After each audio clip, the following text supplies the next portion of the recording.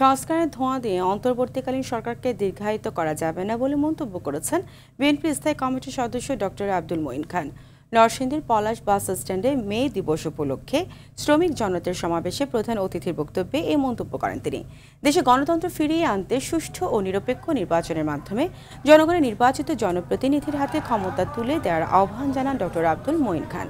সমাবেশে পলাশ ঘোড়াশাল আঞ্চলিক শ্রমিক দলের সভাপতি আল আমিন ভূঁইয়া, পলাশ উপজেলা বিএনপির ভারপ্রাপ্ত সভাপতি আব্দুস সাত্তার ও সাধারণ সম্পাদক প্রফেসর সাইফুল ইসলাম সহ স্থানীয় নেতাকর্মীরা উপস্থিত ছিলেন।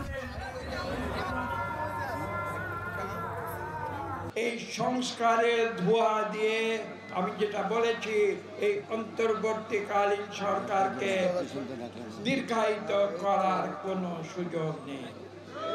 সংস্কার কোনো স্থির বিষয় নয়, সংস্কার একটি চলমান প্রক্রিয়া।